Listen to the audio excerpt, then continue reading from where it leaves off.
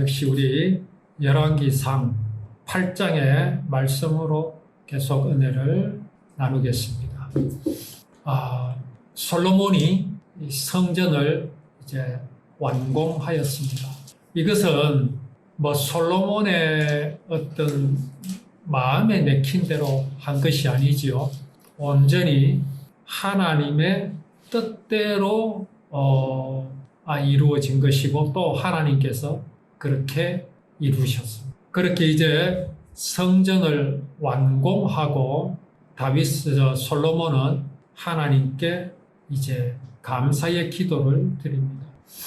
이스라엘의 하나님 여호와여, 주께서 주의 종 내 아버지 다윗에게 말씀하시기를 내 자손이 자기 길을 삼가서 네가 내 앞에서 행한 것 같이 내 앞에서 행하기만 하면 네게서 나서 이스라엘의 왕위에 앉을 사람이 내 앞에서 끊어지지 아니하리라 하셨사오니 이제 다윗을 위하여 그 하신 말씀을 지키시옵소서.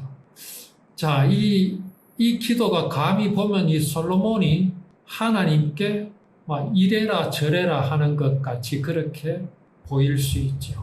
그 하신 말씀을 지키시옵소서. 이것은요, 솔로몬의 아주 그 당당한 모습을 보여줘요. 누구 앞에서요? 하나님 앞에서 그렇습니다. 과연 우리는 하나님 앞에서 이렇게 당당합니까? 그런데 이렇게 당당해야 하는 것이 정상입니다. 하나님 앞에서 미안해가지고 하나님 제가 감히 제 같은 것이 어떻게 하나님은 이걸 기뻐하시지 않습니다. 오늘 솔로몬과 같이 하나님 앞에 당당해야 합니다. 그런데 이거는 이렇게 기도한 사람이 또 한 사람이 있었습니다.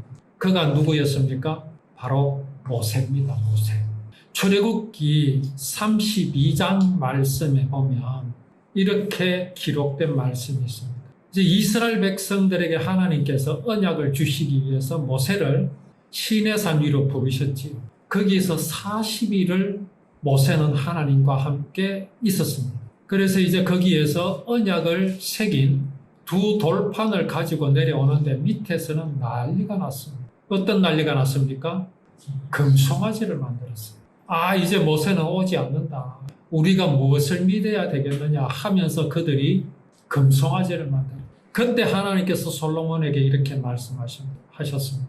내가 이 백성을 보니 목이 뻣뻣한 백성이로다 하시면서 그런즉 내가 하는 대로 두라. 내가 그들에게 진노하여 그들을 진멸하고 너를 큰 나라가 되게 하리라. 여기 뭐를 말씀하십니까? 너를 큰 나라가 되게 하리라. 이 하나님의 말씀은 모세가 듣기에 어떻겠습니까? 내 같으면 참 듣기에 좋겠습니다. 그렇지 않습니까? 성경에서 아브라함은 사라지게 되고 모세가 등극하는 순간입니다. 이스라엘의 조상을 아브라함과 이삭으로 이어져 왔지요. 그렇죠? 아브라함이 누구를 낳았습니까? 이삭을 낳았죠. 이삭이 누구를 낳았습니까? 야곱을 낳았죠. 야곱이 누구를 낳았습니까? 이스라엘의 지파들을 낳았습니다. 그리고 그 지파의 후손으로 지금 이스라엘 백성이 있게 되었죠. 그 이스라엘 백성, 곧 야곱의 후손들이 다 어디로 갔습니까? 애굽으로 갔지 않습니까? 거기에서 400년 동안 살면서 아브라함의 후손은 그야말로 언약하신 대로 바다의 모래와 같이 하늘의 별과 같이 번성하였습니다. 이들이 다 누구의 후손이라고요? 아브라함의 후손입니다. 그런데 하나님께서 뭐라고 말씀하십니까? 나는 저 아브라함의 후손들을 다 없애버리겠다. 그냥 무시하겠다. 이제 다시 시작하겠다. 너의 후손으로. 그럼 이제 성경은 어떻게 기록되겠습니까? 아브라함과 이삭과 야곱의 후손이 아니라 모세의 후손으로라고 시작됩니다. 하나님이 그렇게 해 주시겠다고 모세에게 말씀을 하십니다. 그런데 모세가 뭐라고 하나님께 아뢰느냐 하면은 모세가 그의 하나님 여호와께 구하여 이르되 여호와여 어찌하여 그 큰 권능과 강한 손으로 애굽 땅에서 인도하여 내신 주의 백성에게 진노하신. 모세가 어떻습니까? 지금 하나님께 대드는 장면. 감히 모세가 말입니다. 모세가 어떤 사람이었습니까? 그는 애굽에 있을 때 아주 높은 지위에 있었던 사람 아닙니까? 바로 왕의 아들이었습니다. 공주의 아들이었죠. 그러니까 손자입니다. 외손자. 그리고 그는 애굽의 왕도 될 수 있었습니다. 그때가 아브라함에게 언약하셨던 대로 이스라엘이 이방 나라에서 객이된 지 400년이 되는 때입니다. 그때 아브라함에게 약속하시기를 400년이 된 때에 거기에서 하나님께서 나오게 하시리라 약속하셨던 것을 모세는 기억하고 있습니다. 그리고 모세는 정체성이 분명했습니다. 자기는 비록 애굽 땅에 있지만은 그의 정체성은 뭐였습니까? 나는 아브라함의 후손이다. 그리고 지금 이때 하나님께서 내 민족을 여기에서 나가게 하실 것이다. 자, 이쯤 되면 모세는 어떤 생각을 하겠습니까? 과연 누가 그 일을 하겠느냐라는 생각을 당연히 하게 되겠지. 또 그 일을 능히 해낼 수 있는 사람이 누구겠느냐라고 생각했을 때 모세의 생각이 어느 지점에 이르게 되겠습니까? 이쯤 되면 바로 나다. 나 외에는 누가 이걸 할 수 있겠는가? 하나님께서 내게 이 일을 행하게 하시기 위해서 나를 세워주셨다라고 그는 생각할 수 있지요. 아무리 앞뒤를 다 계산해봐도 이건 명백한 답일 수 있죠. 그래야 모세는 행동하기 시작했습니다. 나가서 히브리 사람을 괴롭히는 애굽 사람을 죽이기까지 했죠. 또 그는 히브리 사람, 동족끼리 싸우는 것을 보고 그는 심판자로 나서기도 했습니다. 그때 어떤 일이 일어났습니까? 자기의 동족인 히브리 사람이 독립운동을 해도 시원찮을 판에 모세를 바로에게 신고해버리겠다고 위협을 했습니다. 네가 어제 애굽 사람을 죽이는 걸 내가 봤다. 그때 모세는 어떤 행동을 했습니까? 바로 도망갔죠. 이런 모세에게 과연 믿음이 있었다고 볼 수 있겠습니까? 그는 그 길로 미디안까지 도망갔습니다. 그리고 거기에서 미디안의 제사장, 곧 우상을 섬기는 제사장의 딸과 결혼했죠. 그리고 80세가 되도록 40년 동안 결코 애굽을 향하여 돌아보지도 않았습니다. 거기에 있는 동족 아브라함의 후손은 생각하지도 않았습니다. 완전히 잊어버리고 살아갔지. 80세가 되던 해에 하나님께서 나타나셨습니다. 일방적으로 나타나신 겁니다. 모세는 아무 생각 없었습니다. 나타나시기를 어떻게 나타나셨습니까? 떨기나무에 불이 활활 타고 있는데 나무는 타지 않았지. 그렇게 하지 않으면 모세는 그 떨기나무에 불에 관심이 있었겠습니까? 그렇구나, 타고 있구나, 그랬을 겁니다. 그런데 자세히 보니 나무는 타지 않고 불만 활 붙고 있을 겁니다. 그게 하도 이상해서 다가간 겁니다. 하나님께서 다가오게 하셨죠. 그리고 모세에게 뭐라고 말씀하십니까? 애굽으로 가라. 모세가 듣습니까? 안 듣습니다. 안 들어요.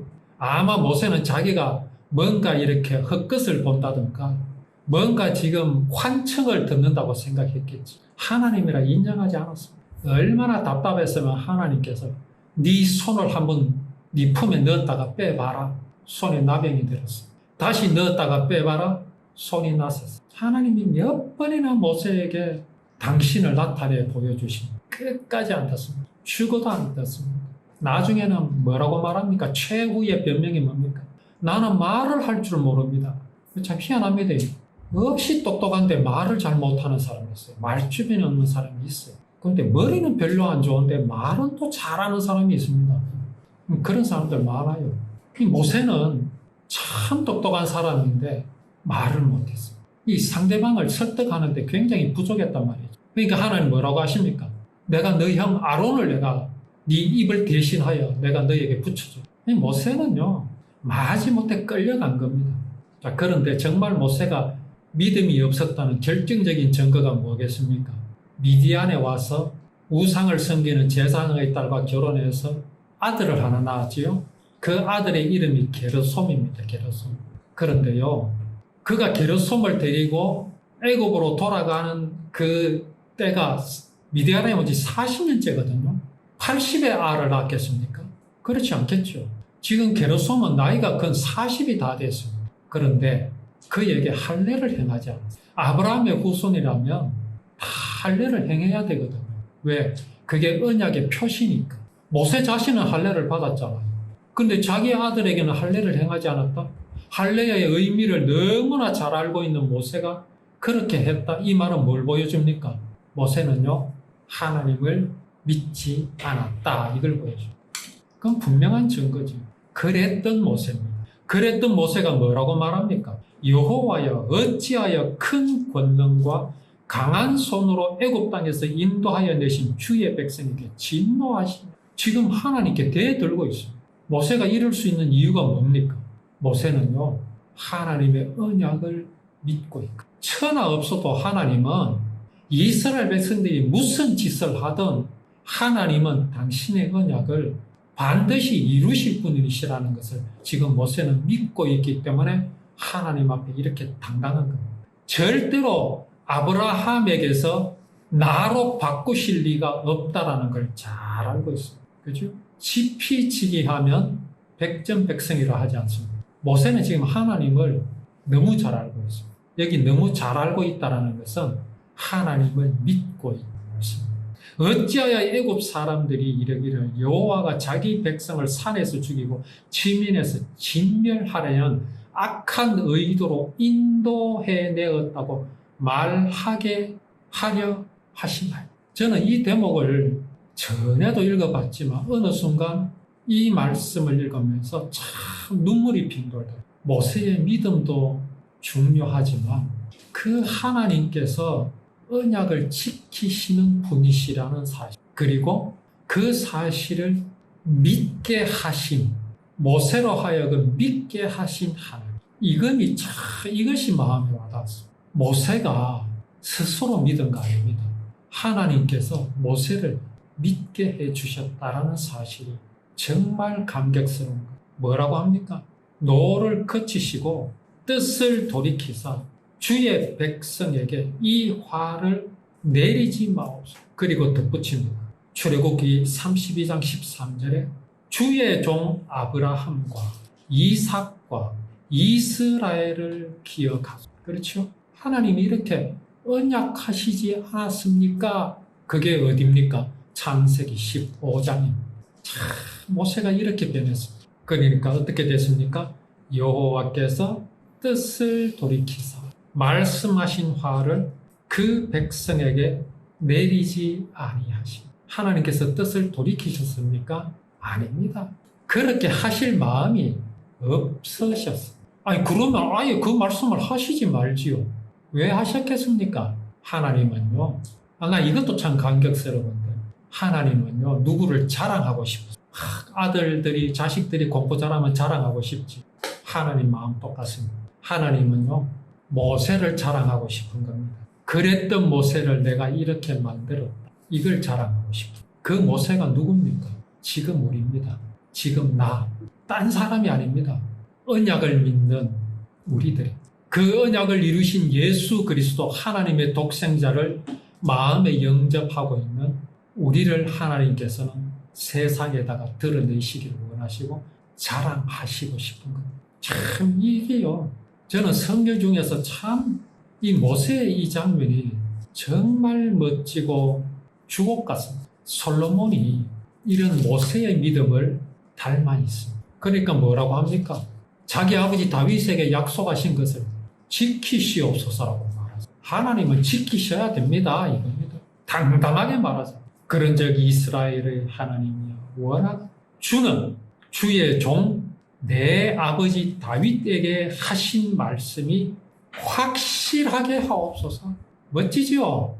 아버지 다윗에게 하신 말씀을 확실하게 하옵소서. 이 하나님이 얼마나 기쁘겠습니까? 이만큼 기쁜 일이 또 어디 있겠습니까? 하나님. 자, 그렇다면 결론은 뭡니까? 우리가 하나님을 기쁘시게 할 수 있는 방법은 뭡니까? 믿음 외에는 없습니다. 우리 잘못할 수 있지요. 그렇지 않습니까? 심지어 믿음도 잃어버릴 때가 있습니다. 그렇습니다. 우리는 연약합니다. 그럼에도 불구하고 중요한 사실은 뭡니까?